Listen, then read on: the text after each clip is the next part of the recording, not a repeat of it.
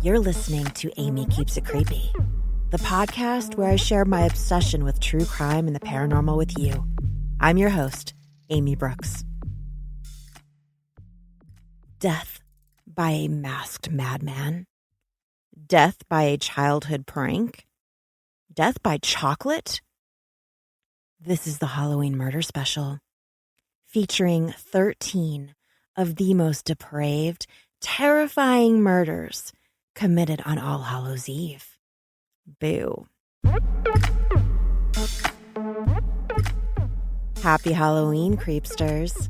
To celebrate the creepiest of seasons, October is full of especially spooky and nightmarish episodes to get you into the Halloween spirit and possibly keep you awake at night.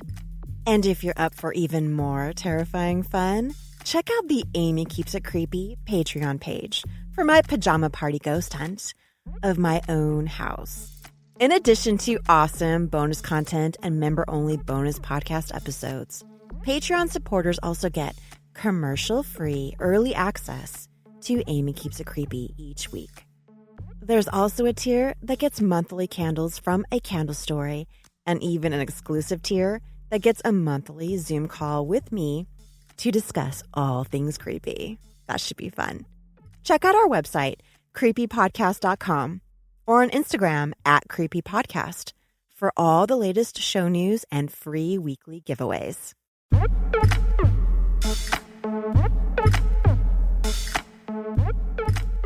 Aimee Keeps It Creepy launched 2 weeks ago, and we have had an amazing outpouring of support.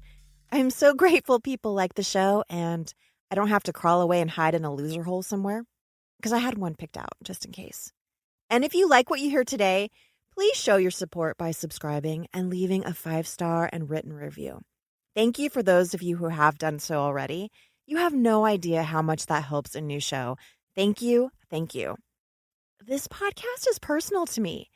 Podcasts are personal in nature. I mean, most people listen to them with headphones or earbuds, so my voice is literally in your head. Am I in your head right now? Is it just me and your inner voice hanging out, keeping it creepy? That's some intimacy right there. And then if you fall asleep listening to the show, who knows what kind of crazy dreams you're going to have, like a subliminal message. That's a thing. The human brain is susceptible to being manipulated and hypnotized. I did this guest spot on Saved by the Bell.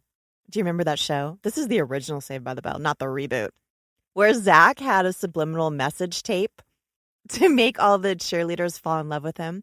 And my character, who was the popular cheerleader chick, she listened to the tape and fell in love with Screech. And the comedy just ensued from there. But there have been real instances of subliminal messages in film and television. In 1978, a Wichita, Kansas television station received special permission from the police to place a subliminal message in a report on the BTK killer.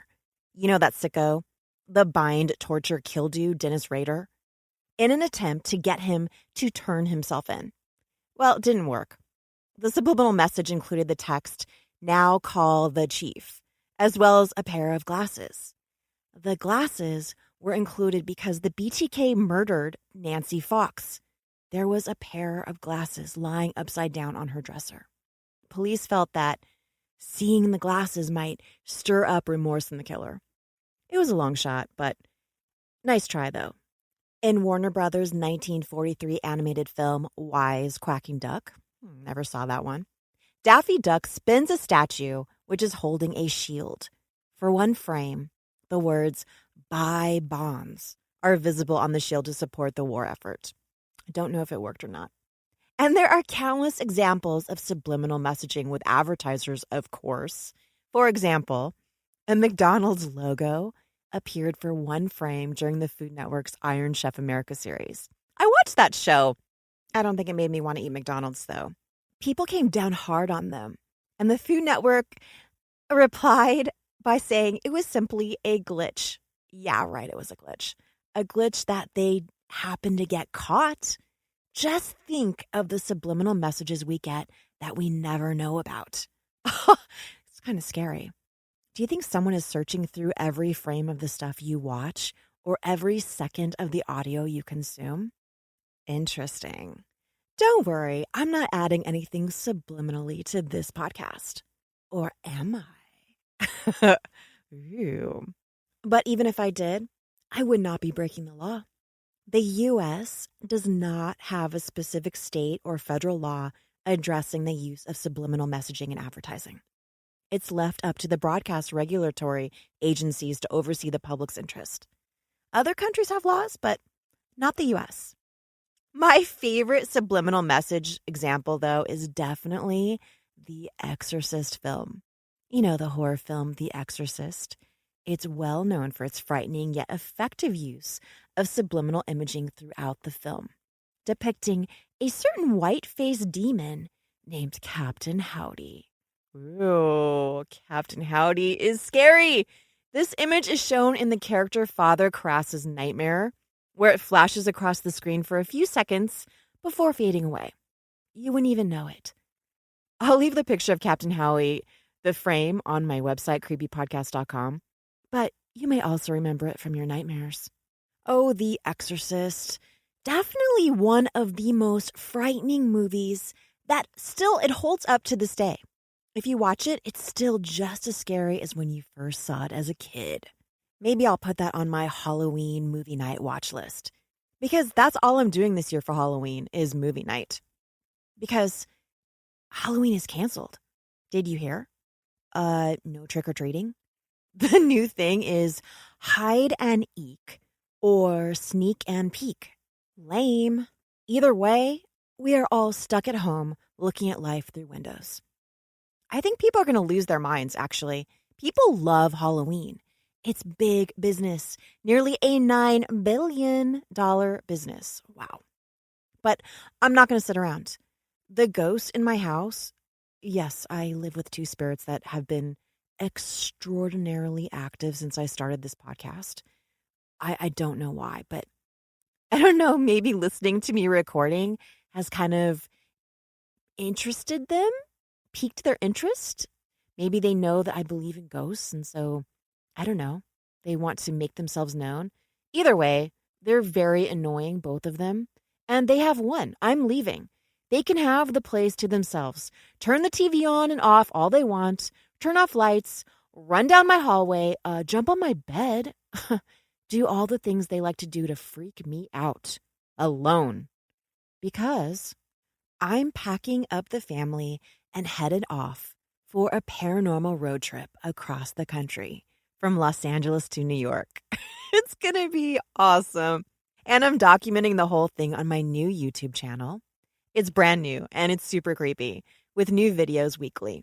I'm stopping off at amazing haunted places like Bryce Canyon, Denver, Omaha, Chicago, and then, of course, ending up in upstate New York, where I'm going to live until January. Check out my YouTube channel. The link is in the show notes for all of my videos, and it'll be up on my website, creepypodcast.com. I have no doubt there will be plenty of creepy adventures that I will share with you. Halloween may be your favorite holiday, a celebration of the macabre, but you may be surprised how terrifying the day actually is. Through all of the fake blood and the titillating fake scares, Halloween has a very real, deadly past and a history of murder. Does October 31st, a day so intrinsically associated with horror and the grotesque, really offer up more murder than any other date? Maybe. Some will tell you that Halloween is a day where the veil between this world and the next is the thinnest. Perhaps. And perhaps the energy of the day accesses a person's darker side, where they are driven to the most heinous acts. What's undeniable is that All Hallows Eve certainly brought out the very worst in the murderers you are about to hear about. I've picked my top 13 most horrendous Halloween homicides to share with you. Number 1. Although he'd previously served separate prison sentences for stabbing one woman and murdering another, John D. White was paroled and became the pastor of a small Michigan church. Oh, how nice. I guess he found God. Well, living in a trailer park, he became romantically involved with a female resident a few trailers down. Love that. Love a few trailers down. That has to be the makings of a country western song. Come on. Well, White became engaged with this gal and would frequently babysit the woman's 3-year-old grandson. On Halloween night, 2012, while the 3-year-old boy was in the trailer, White knocked the boy's mother out. Remember, his fiance's 24-year-old daughter, with a rubber mallet and strangled her to death with a plastic zip tie. He stuffed her in a garbage bag and dumped her in the woods. Then he returned to the trailer and dressed the boy in a Halloween costume. Oh my God. Whereupon the boy's father came up to pick him up and take him trick-or-treating. When White was finally arrested for the murder, White told police his crime was part of a lingering necrophilic fantasy to have sex with a corpse. Ew. But that he'd forgot whether or not he completed that act. Okay, I know some guys can't remember everyone on their Who I F'd list, but come on. White hanged himself in his cell at the Michigan Reformatory in Ionia in 2013. Oh well. Number 2. Penn State grad student Cindy Song, dressed up as a bunny, disappeared after leaving a party on Halloween night 2001. She was last seen when her friends dropped her off at her apartment at 4 a.m., but nobody saw her again after that. No trace of her has ever been found. It's believed that she did enter her apartment, but left shortly after. Now, since she locked the door after herself, it seemed that she had left voluntarily. The fake eyelashes that she was wearing that night were found on the bathroom counter, and her backpack and phone were found. The only thing that seemed to be missing was her purse, which contained her driver's license, keys, and credit cards. 2 Britney Spears concert tickets were in the apartment as well. Well, of course, she thought she was coming back. She left her lashes and her Britney tickets. Priorities. The only sighting of Cindy was a few days after she was reported missing, and over 200 miles away in Chinatown. A woman called in a tip that a woman matching Cindy's description was in a vehicle she was passing by. The woman appeared to be crying and yelling for help. She said a man suddenly appeared and told her to get lost. I'll post the photo sketch of this man. He is literally an alien. She was for sure abducted by aliens. The guy has a giant forehead, like a gray. Okay, now people make fun of my forehead. I've been called a 5-head even. But this guy wins, and he is an alien. This case has taken a number of bizarre twists, and for a while, the investigation focused on a man named Hugo Marcus Selinski. A friend of Selinski's came forward, named Paul. He was a career criminal and also had a giant alien forehead, matching the police sketch. I'll post the alien photo on creepypodcast.com and you'll see what I'm talking about. Massive forehead. Or maybe just a really bad sketch artist. I don't know. But either way, Paul, who was a career criminal, told police that Hugo Selinski and Michael Kurkowski, a friend of his, I guess, abducted a woman who they thought was a prostitute from State College while she was walking. I guess she was a prostitute schoolgirl. I don't know. He said they then took her to Hugo's house in Hunlock Creek, where they kept her in a walk-in safe. Oh my God, who has a walk-in safe? That is suspicious in nature. I think anyone who builds a walk-in safe should have to report to the government in some respect because no one needs that. And also, that's a very expensive investment. Okay. Oh, so sad. Over the next few days, they assaulted the woman and had their way with her, leaving her to die when they were finished. Oh. Paul said that he had nothing to do with the crimes. Okay, yeah, he just knew about it, right? Well, the woman described matched Cindy's description. After digging around on the property in question, a total of 12 bodies had been discovered buried in the backyard. To make things even weirder, the other man named in the kidnapping was found dead. You know, Selinski's friend, in the backyard. None of the bodies were proven to be Cindy, and the case unfortunately remains open. Now, Paul and Hugo are both serving life sentences for unrelated murders. Murder 3. After sleeping out the previous night and attending church, 16-year-old Devin Griffin returned to his Michigan home to play video games, noticing that everything in the house seemed a little too quiet. He went to check on his family members. What he found was a real-life horror show. He found his stepfather in bed, covered in blood. Oh, poor kid.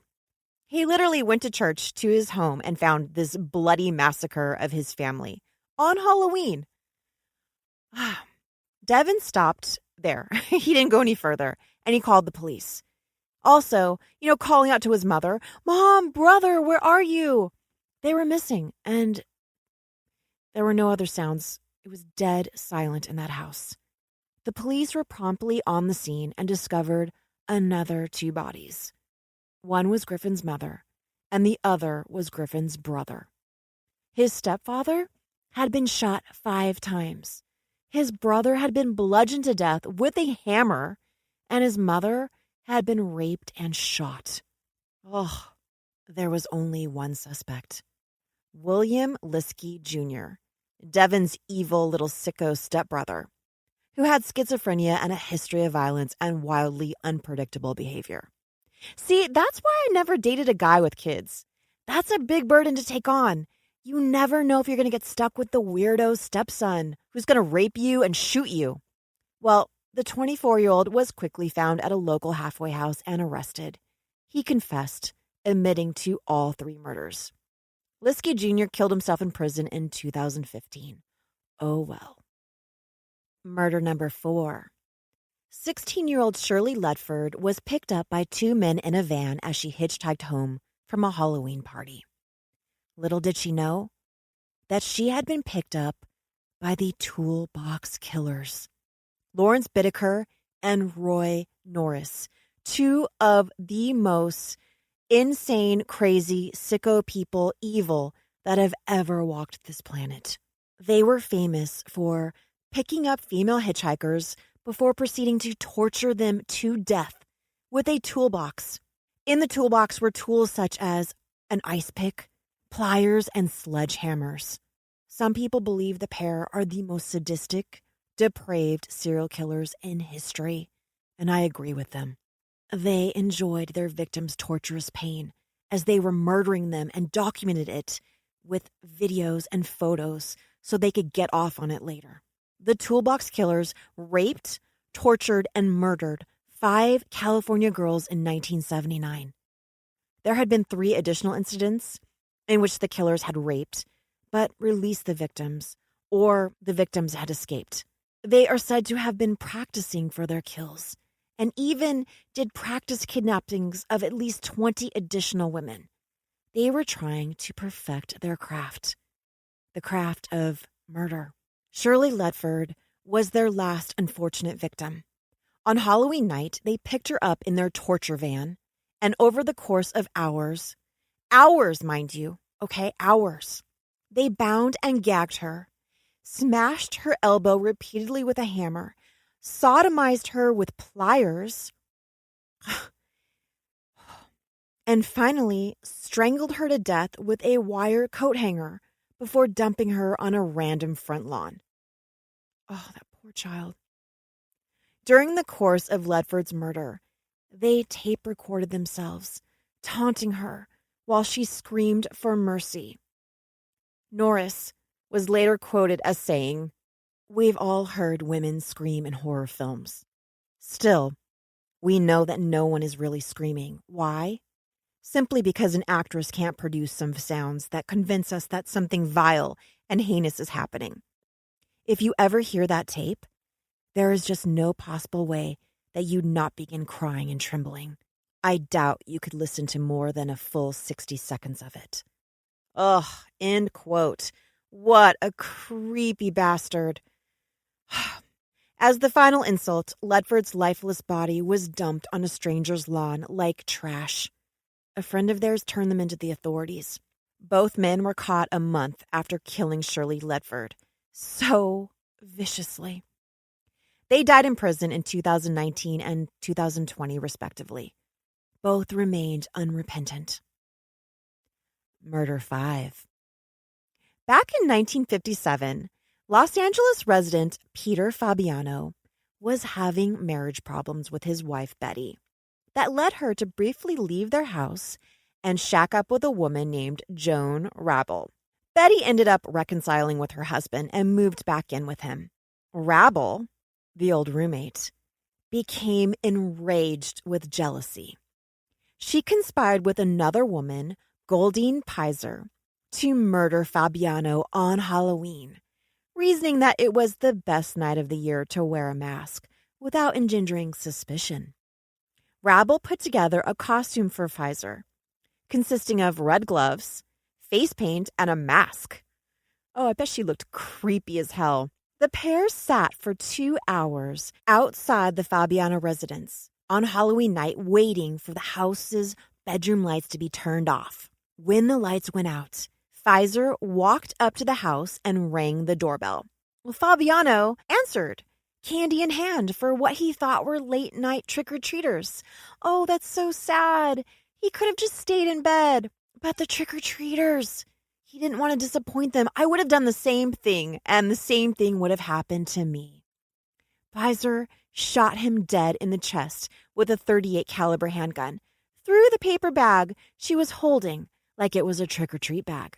Police eventually arrested Joan Rabel for the murder. She reportedly had had a sexual relationship with her roomie Betty. And I guess she had just convinced Goldine into killing Peter? I don't understand that part of it. What was in it for her?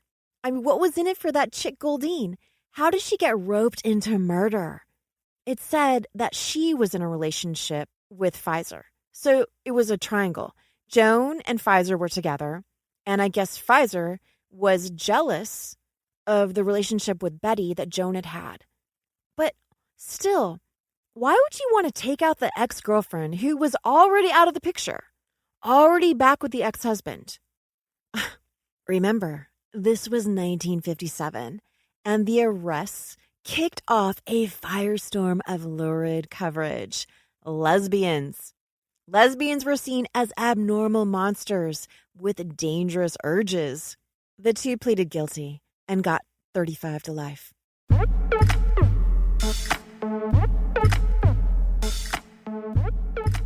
This month, our Patreon fan bonus episode is Horrifying Tales of Dead Bodies Used as Halloween Decorations. Yes, you heard right. Horrifying Tales of Dead Bodies Used as Halloween Decorations. I'm not kidding. This is a thing. If you doubted for one moment that the beloved 90s dark comedy Weekend at Bernie's, you know, where the two dudes pass off a dead guy as their host for the weekend at a posh beach house, was an unbelievable storyline, wait till you hear this episode. You'll forever think twice next time you walk by a quote-unquote fake body draped over a fence post amongst the other Halloween decorations. It may in fact be a real corpse. It is a fascinating and super creepy episode exclusively for Patreon fans. Every month, I release a bonus podcast on Patreon along with a ton of bonus content, including cuts that didn't make it into the show and behind the scenes. All Patreon fans get access to the commercial-free episodes of Aimee Keeps It Creepy. And don't forget, there's even a tier that gets a monthly Zoom call with me to discuss all things creepy. So much fun. You can find the Patreon link in the show notes or on my website, creepypodcast.com.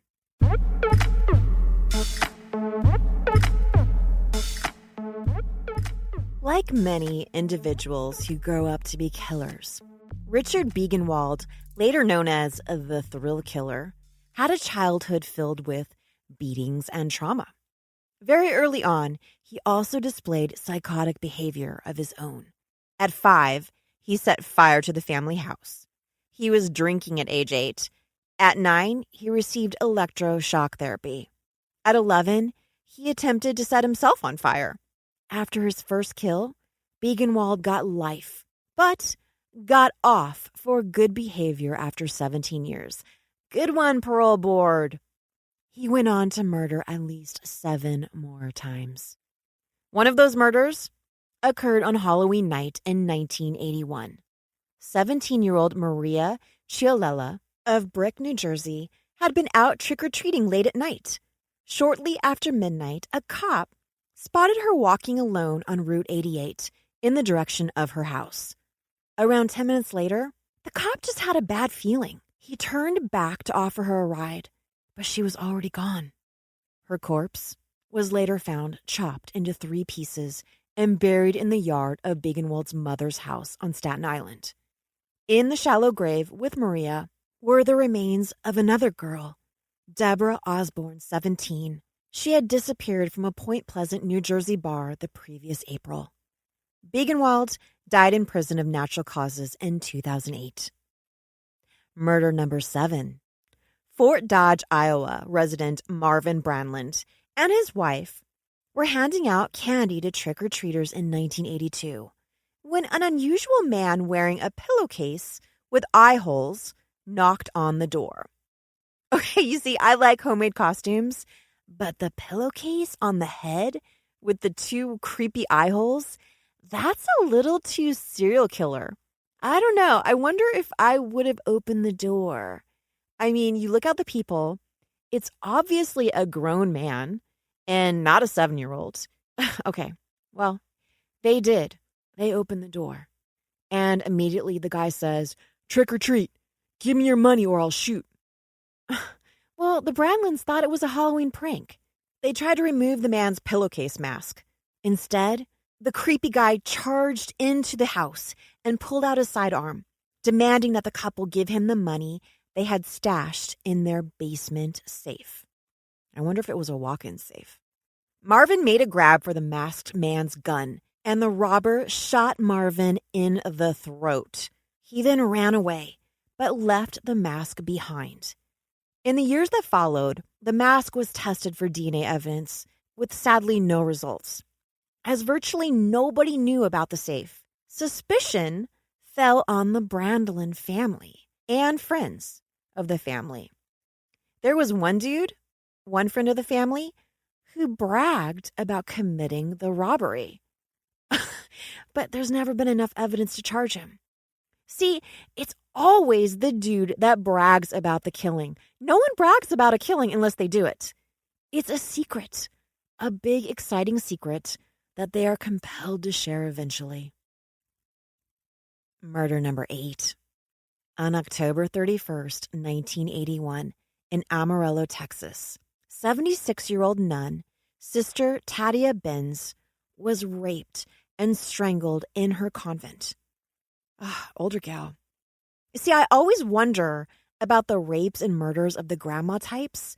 You know, this Night Stalker, he preferred older women as well. It's like extra sick. I don't know. You should see a picture of her. She was like literally like the sweetest looking nun. It was central casting for the sweetest looking nun. Fingerprints were found on Sister Benz's headboard, belonging to Johnny Frank Garrett, a 17-year-old who lived across the street from the convent. From all available evidence, Johnny Lee Garrett endured a brutal childhood of physical torture and sexual abuse that rendered him psychotic and brain damaged. In a statement that he refused to sign, police quote him as confessing to the murder. There was a nun in bed, and she acted as if she was going to scream. I covered her mouth so she couldn't make any noise. I started choking her until she passed out. I had sex with her. I left the convent the way I came in. Garrett later denied murdering her, and instead claimed to have burglarized the convent a few days before Halloween. I guess that's how the fingerprints may have gotten on the headboard, if he didn't in fact kill her. I don't know. I don't get, did he confess or did he not confess? Because it sounds like he didn't, but then the police kind of wrote something out and made him sign it, or I don't know. Confusing. And what exactly are you going to steal from a nun? He must have been brain damaged. Nuns make a vow of poverty. There's nothing to steal from a nun except for Bibles and granny panties. Still, he was convicted of murder and sentenced to death. Garrett's final meal was ice cream. Don't you always think about what your final meal would be? Ice cream would be part of it for me. I don't know. I have to think about that one. What would your final meal be? Pizza? Probably. Pizza. Cheese pizza. Okay, his final words were, "I'd like to thank my family for loving me and taking care of me, and the rest of the world can kiss my ass." Okay. Since his execution, there have been various doubts raised surrounding his guilt. Increasingly, many people believe that Johnny was innocent. Not that that helps Johnny now, of course. Details emerge that cast doubt on Garrett's culpability. Such details include a prosecutor who wound up killing himself. Okay. A forensic investigator who was convicted of falsifying evidence in multiple cases.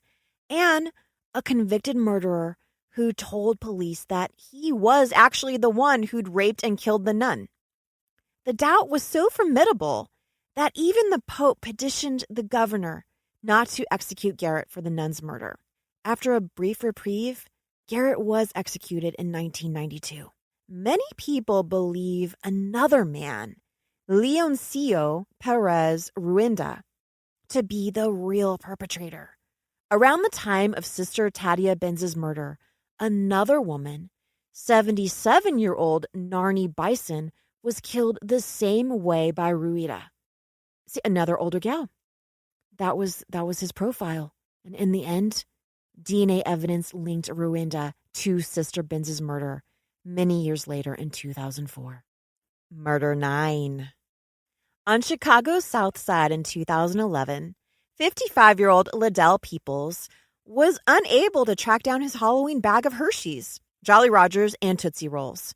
Oh, that's a crime right there. Well, he was pissed. He wanted his candy. He blamed his girlfriend for stealing his bag of treats. An argument ensued, a massive row, and 49-year-old Maria Adams threw a plate at Peoples' head, which struck him above the eye and caused a gash. It's some real class there in that house. Peoples then grabbed a knife and stabbed her multiple times, killing her. Literally killing her, death by chocolate. Oh my God. Wow. Murder 10. It's pretty common for kids to pull pranks on Halloween, even throwing an egg or two. But for an unlucky 21-year-old, the harmless prank perpetrated by someone else proved deadly. Carl Jackson's car was hit by eggs. So, like a lot of us, he got out to yell at the pranksters to stop. One of the teenagers that were throwing the eggs, though, pulled out a gun and shot Jackson in the head. Curtis Sterling was just 17 years old when he was charged with second-degree murder. He is serving 20 years in prison. Jackson's mother, this is brilliant, mails her son's shooter a card that reads, "I'm glad you're still there. Every single Halloween." Murder number 11. Like all the other poor murder victims here, Chris Jenkins died at Halloween. Unlike all the other poor murder victims here, Chris Jenkins could very well be tied into a widespread crime phenomena, one known as the smiley face murder theory. Oh yeah.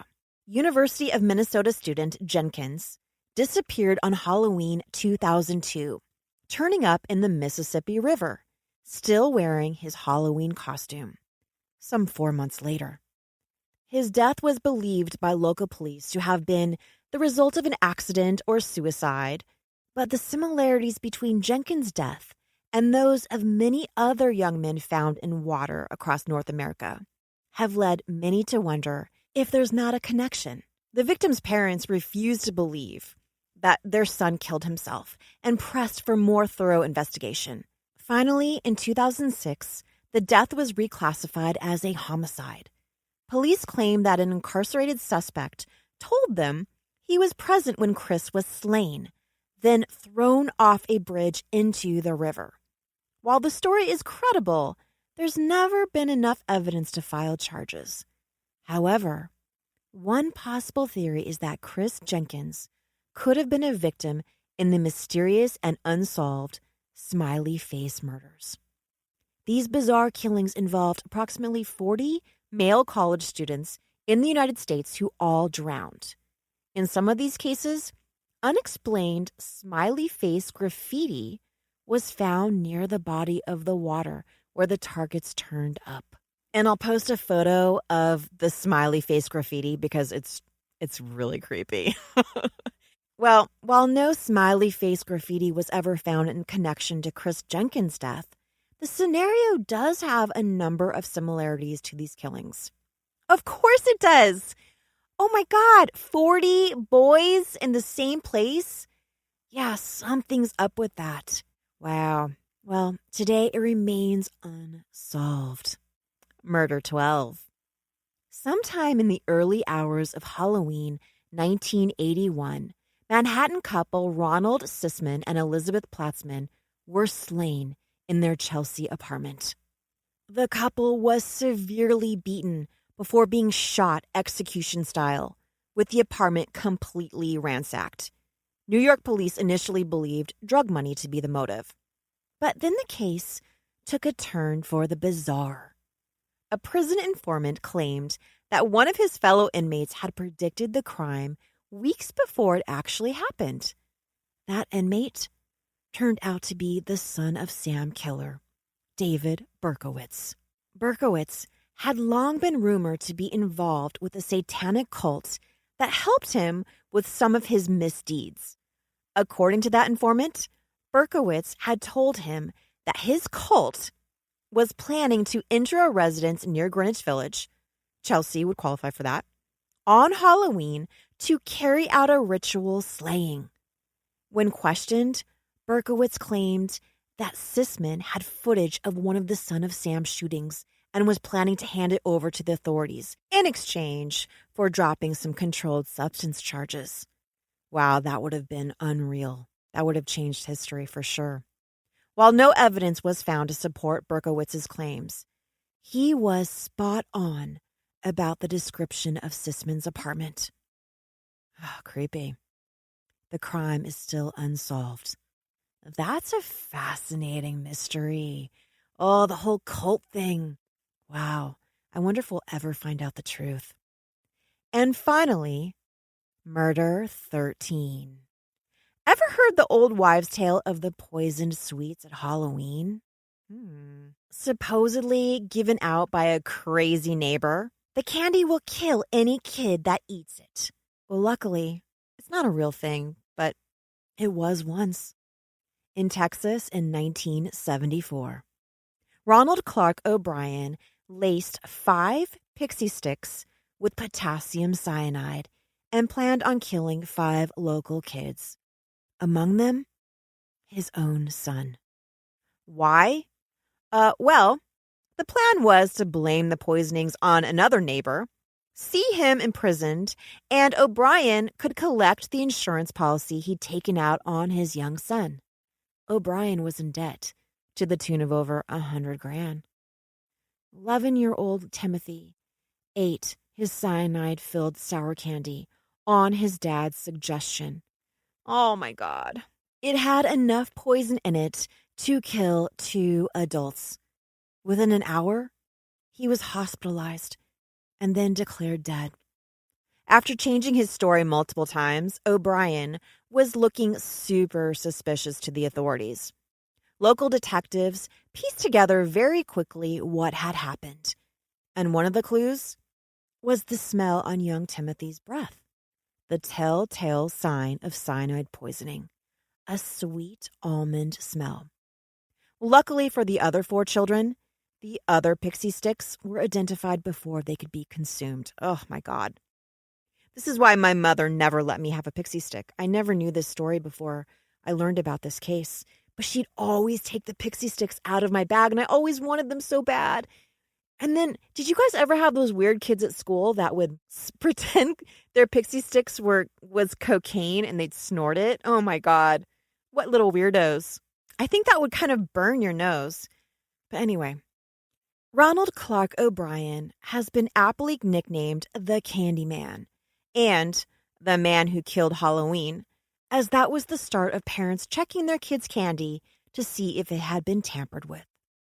He was put to death by the state in Huntsville, Texas in March 1984 by lethal injection. As the liquid chemicals entered his veins, a gathering mob of 300 locals outside shouted, "Trick or treat!" and threw hard candy at a small group of anti-death penalty protesters. It wasn't chocolate. They were like pelting them with hard candy. Oh, there is a long list of heinous Halloween homicides. It was difficult narrowing it down to 13, let me tell you. In fact, I have next season's Halloween Murders 2021 special already written. So watch out, Creepsters, on October 31st, because it might not be the spirits that will get you. Always look over your shoulder for that emerging psychopath, ready to play trick-or-treat with you. Happy Halloween. Do you have a creepy true crime or paranormal story that you would like to share on Aimee Keeps It Creepy? I know you do. Please email a brief description of your story to info@creepypodcast.com. I can't wait to get creeped out. Thank you for listening.